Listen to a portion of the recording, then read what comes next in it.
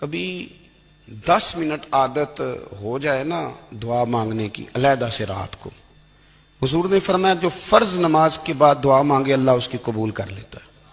نبی پاک صلی اللہ تعالی علیہ وسلم نے فرمایا اللہ مسافر کی دعا قبول فرماتا ہے۔ حضور نے فرمایا اللہ مظلوم کی دعا قبول فرماتا ہے۔ حضور نے فرمایا بیمار سے دعا کراؤ اللہ اس کی دعا قبول فرماتا ہے۔ میرے نبی پاک نے فرمایا ماں باپ جب بھی اولاد کے لیے ہاتھ اٹھائیں، ویسے تے بلے شاہ تو آسمانی اڈ دیا ہی پھڑ دیں، جیڑا گھر بیٹھا انہوں بڑھیا ہی نہیں۔ حضور فرمانے لگے ماں باپ جب بھی اولاد کے لیے دعا فرمائیں اللہ ان کی دعا کو قبول کرتا ہے۔ آپ اپنا تعلق بنائیں، دعا کے ساتھ، عبادت کے ساتھ، مصلی کے ساتھ رشتہ بنائیں، استغفار پڑھیں۔ صلاح الدین ایوبی صلیبی جنگوں میں تھے، رات کو مسجد اقصی میں نماز پڑھی تو پریشان تھے۔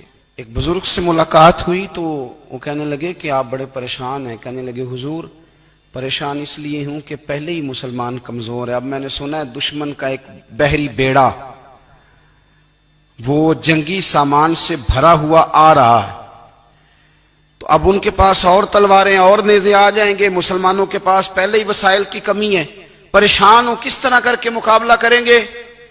یہ بات کہتے ہی صلاح الدین ایوبی نے بزرگوں سے کہا حضور آپ بھی دعا کرنا، دعا کی بڑی طاقت ہے۔ میرے نبی پاک نے فرمایا دعا مومن کا ہتھیار ہے، دعا مومن کا حضور نے فرمایا تقدیر کو سوائے دعا کے کوئی چیز نہیں بدل سکتی۔ دعا مومن کا ہتھیار ہے، یہ کافر کے پاس کوئی نہیں، یہ ہتھیار ہے مومن کا۔ اللہ کرے آپ کو سمجھ آئے، پھر سنیں، کئی بار کہہ چکا ہوں یہ ہتھیار ہے۔ کافر کے مقابلے میں جو تیرے پاس سب سے بڑا ہتھیار ہے وہ دعا ہے۔ دعائیں کرانی چھوڑ دی، کرنی چھوڑ دی، لینی چھوڑ دی۔ حضرت سیدنا انس بن مالک رضی اللہ تعالیٰ عنہ فرمایا کرتے تھے میں نے وہ رنگ دیکھا ہے جب حضور دعا مانگتے تھے اور حضور کی مقدس آنکھوں میں آنسو بھی ساتھ ہی بہا کرتے تھے، میں نے وہ انداز دیکھا ہے۔ تو صلاح الدین ایوبی بزرگ سے کہنے لگے آپ بھی دعا کیجئے، اور خود رونے لگے اور سر سجدے میں رکھ کے رونے لگے، اور عشاء سے لے کر فجر تک روئے، خوب روئے۔ صبح وہ بزرگ آئے تو صلاح الدین ایوبی کا خوبصورت اور ہنستا ہوا چہرہ دیکھا، کہنے لگے آپ بڑے خوش ہیں، رات تو میں نے بڑے روتے ہوئے دیکھا تھا۔ تو کہنے لگے حضور وہ جو بحری بیڑا آ رہا تھا نا وہ پانی میں ڈوب گیا ہے، اب وہ نہیں آ رہا، ابھی خبر آئی ہے تو میں بڑا خوش ہوں۔ بزرگ کہنے لگے اٹھ سینے سے لگ، اور سن ایک بات، وہ بحری بیڑا پانی میں نہیں ڈوبا، وہ تیرے آنسوؤں میں ڈوب گیا ہے۔ وہ جو تو رات رویا ہے نا رب کریم کی بارگاہ میں تو وہ ڈوب گیا ہے۔ بھائی اپنا مصلی کا، عبادت کا، وظائف کا، اللہ اللہ کا سلسلہ اس کو مضبوط کریں، اپنی دعاؤں کے تعلق کو مضبوط کریں۔ دعائیں بڑے انقلاب برپا کر دیتی ہیں۔ ہم تھوڑے تھوڑے نا جب سے خشک ہوئے ہیں نا، خشک، اور میری تو جماعت ہی صوفیاء کی جماعت تھی، ہم تو داتا علی اجمیری کی جماعت سے، ہم تو خواجہ اجمیری کی جماعت سے، ہم تو شیخ احمد فاروق سرہندی کی جماعت سے، ہم تو صوفیاء کی جماعت۔ ہماری جماعت نے بھی وہ تعلق جو ہمارے بزرگوں نے بنایا تھا۔ بزرگ اللہ کے قریب کیسے جاتا ہے؟ ہمارے یہاں نا بہت سارے لوگ کہتے ہیں جی نظر ہو گئی تو کام ہو گیا۔ بھائی جو بخاری مسلم میں طریقہ ہے نا اللہ کا قرب پانے کا وہ تو نفل ہے۔ نبی کریم علیہ السلام نے فرمایا بندہ نفلوں کے ذریعے رب کے قریب جاتا ہے، اور اتنا قریب جاتا ہے کہ پھر اللہ اس کی زبان بن جاتا ہے، اللہ اس کی آنکھیں بن جاتا ہے، کان بن جاتا ہے، ہاتھ اور پیر بن جاتا ہے۔ تو یہ تو عبادت ہے، یہ تو اللہ کی بارگاہ کی حاضری ہے جو آپ کو اللہ کے قریب کرے گی۔ تو نماز کو اہمیت دے کے ادا کریں، نمازیں موبائل بند کر کے ادا کریں۔ دیکھیں نا کچھ لوگ کہتے ہیں مجھے ٹائم نہیں ملتا نماز کا، تو میں کہتا ہوں یہ آپ نے بڑی جرت کی بات کی ہے۔ مجھے کو میرا پیر بھائی کہہ دینا میرے پاس ٹائم نہیں آپ کو ملنے کا، تو میں کہتا ہوں آج کے بعد آنا ہی نہ۔ تو کیا سمجھتا ہے تو بہت بڑا آدمی ہے، تیرے پاس ٹائم نہیں ہے اور ہمیں ملنے کا ٹائم، موج کر۔ تو آپ نے اللہ رسول کو ہی کہہ دیا ٹائم نہیں۔ اور عجیب فلسفہ ہے نا، کہا جائے نماز پڑھنے آؤ تو کہتے ہیں کپڑے ٹھیک نہیں، اگر کہا جائے کہ آؤ ذرا دعوت پہ چلیں تو کہتے ہیں 1 منٹ ٹھہر میں کپڑے بدل کے آیا۔ نماز کے لیے کہا تو کہتے ہیں ٹھیک نہیں، دعوت کے لیے کہا تو کہتے ہیں میں ذرا تیاری کر لوں، یوں جانا مناسب نہیں۔ یہ معاملہ ٹھیک نہیں۔ رب تو فرماتا ہے کہ جب تو مسجد میں آ تو زینت اختیار کر کے آ، خوب ذوق سے دعا مانگیں، خوب شوق سے نماز پڑھیں، خوب استغفار کا مزاج بنائیں۔ آپ لوگوں کے بیچ رہ کے سکھ حاصل کرنا چاہتے ہیں، لیکن آپ کو پتہ ہے کئی مہینے غار حرا میں رہنا بھی مدینے والے محبوب کا طریقہ ہے۔ ہر سال اعتکاف بیٹھنا الگ سے، یہ بھی حضور کا طریقہ ہے۔ مسجد نبی کے اندر دروازہ کھلتا تھا نبی کریم کا، پر گھر کے اندر نفل پڑے نبی پاک نے، اور حضور فرماتے ہیں کچھ نفل نماز گھر میں بھی پڑھا کرو، گھر کو قبرستان نہ بناؤ، ہمارا گھر اللہ کے ذکر سے آباد ہوگا۔ نبی پاک صلی اللہ علیہ وسلم نے نا ہماری توجہ دلائی۔ حضور صلی اللہ علیہ وسلم نے فرمایا بے توجہی کے ساتھ ادھر ادھر خیالات کر کے رب سے نہ مانگا کرو، تردد کے ساتھ بے یقینی کے ساتھ نہ مانگا کرو، بلکہ رسول کریم صلی اللہ علیہ وسلم نے فرمایا، یہ حدیث پاک مسلم شریف میں موجود ہے، حضور فرمانے لگے جب رب سے مانگو نا تو اصرار کر کے مانگو، جب رب سے مانگو تو اصرار کر کے، بچہ ناز دکھا رہا ہے اصرار کر رہا، اللہ سے مانگو تو اصرار کر کے مانگو، اور فرمایا رغبت کے ساتھ مانگو۔ کیا خوبصورت لفظ ہے حدیث کے، حضور فرمانے لگے اصرار کر کے مانگو، رغبت کر کے مانگو۔ رب کے لیے کوئی چیز دینا مشکل تو نہیں ہے نا، اس کے لیے کوئی مشکل ہے تمہیں عطا کرنا، تو رغبت کر کے اللہ سے سوال کرو، اسے مناؤ۔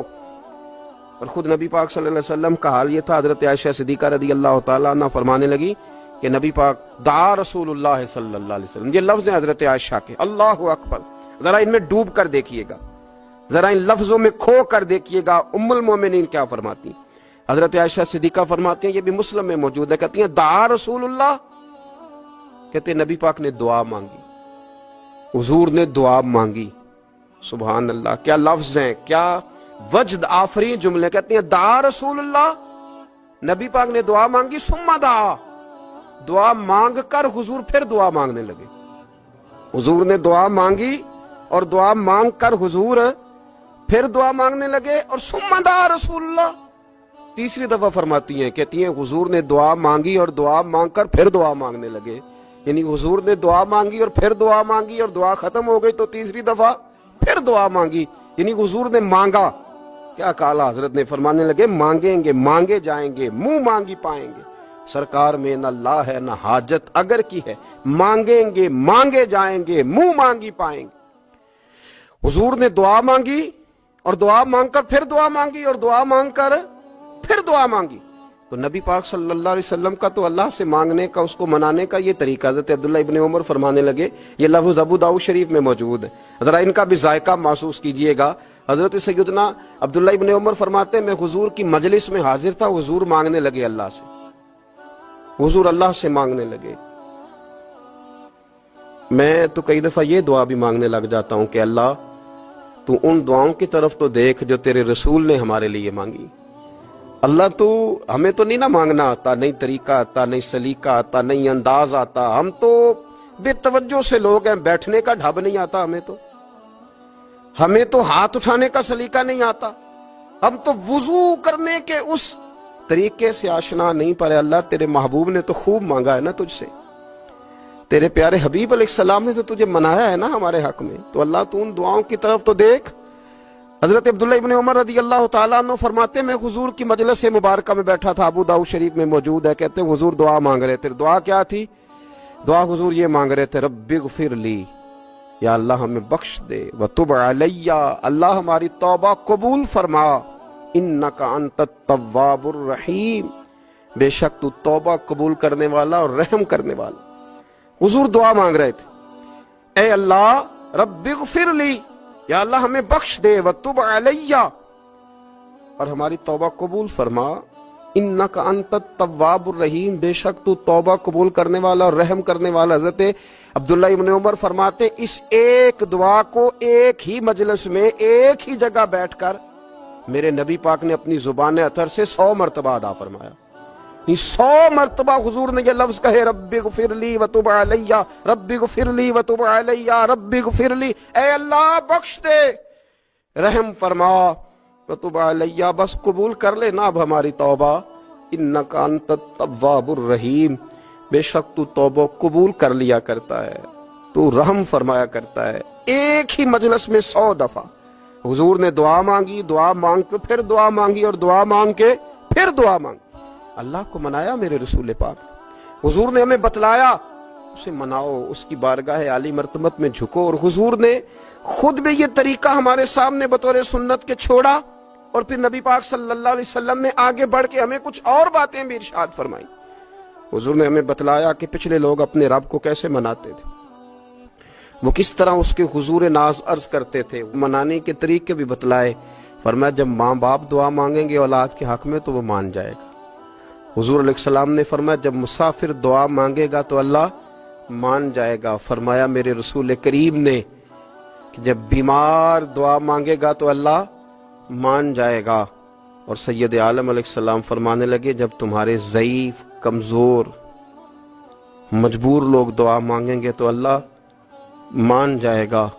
اور حضور نے فرمایا جب تم فرض ادا کر کے دعا مانگو گے تو اللہ مان جائے گا۔ اور میرے محبوب نے فرمایا جب پچھلی رات اٹھ کے تم اس کے حضور عرض کرو گے تو وہ تمہاری دعاؤں کو قبول کر لے گا، وہ تم مان جائے گا۔ اور حضور نے ہمیں دن بتائے، فرمایا جمعے والے دن مانگنا مان جائے گا، شب قدر کو مانگ لینا مان جائے گا، شب برات میں دعائیں کرنا وہ مان جائے گا، رمضان کی راتوں میں مانگنا مان جائے گا، قرآن پاک کے ختم کے موقع پر دعا کرنا مان جائے گا۔ طریقے بتلائے۔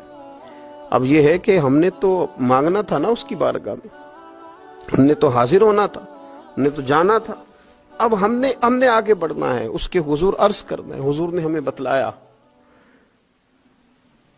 کہ مومن متقی ہوتا ہے نا، پرہیزگار ہوتا ہے، تو اس نے کچھ نیکیاں بھی کی ہوتی ہیں، جس طرح اسے اپنے گناہوں کا پتہ ہوتا ہے نا، تو اسے پتہ ہوتا ہے کہ نہیں یار فلاں کام میں نے فقط اللہ کی رضا کے لیے کیا ہوا ہے، وہ میرا اور میرے رب کا راز ہے۔ فرمایا جب تم بڑے الجھ جاؤ نا، جب تم بڑی آزمائش میں آ جاؤ، اور جب تم سمجھ لو کہ اب میں بڑی تکلیف میں آ گیا ہوں، تو پھر ایک طریقہ حضور نے ہمیں اور بھی بتلایا مانگنے کا، ایک اور طریقہ بھی بتلایا، اور وہ روایت صحیح مسلم میں موجود ہے۔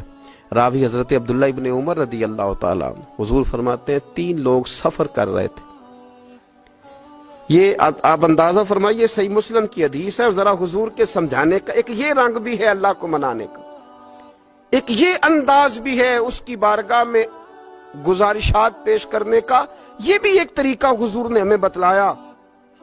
اگرچہ اپنی نیکیوں کو چھپانا چاہیے، نیکیاں جو چھپی ہوئی ہوتی ہیں وہ قیمتی ہوتی ہیں، وہ قیمتی چیزیں ہوتی ہیں جو لوگوں نے چھپا کر کے رکھی ہوتی ہیں۔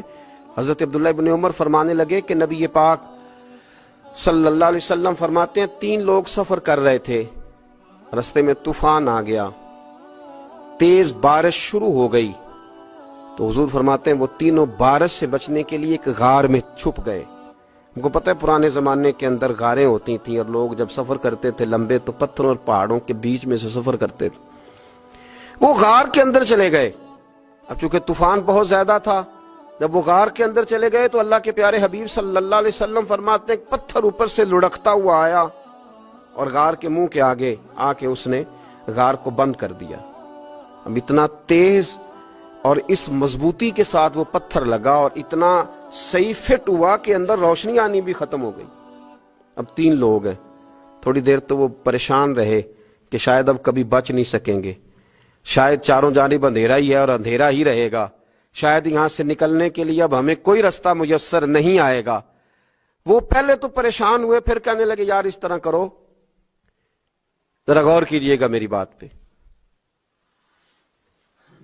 فرمایا اس طرح کرو، اگر کوئی زندگی میں نیکی کی ہے نا تو ذرا اس نیکی کو یاد تو کرو، اور یاد کر کے اس مالک کے حضور عرض تو کرو، وہ کریم ہے، کوئی آنکھو شاید من جاوے تے گل کم تتڑی دا بن جاوے، عرض تو کرو۔ تو ان میں سے یہ آپ اندازہ فرمائیے، یہ بات بیان کون کر رہا ہے؟ یہ مدینے والے رسول بیان کر رہے ہیں، یہ نبی پاک علیہ السلام نے بیان فرمایا، یہ وہ کہانی ہے جو ہمیں ہمارے نبی پاک نے سنائی، رسول کریم علیہ السلام نے ہمیں بتلائی، یہ داستان محبت۔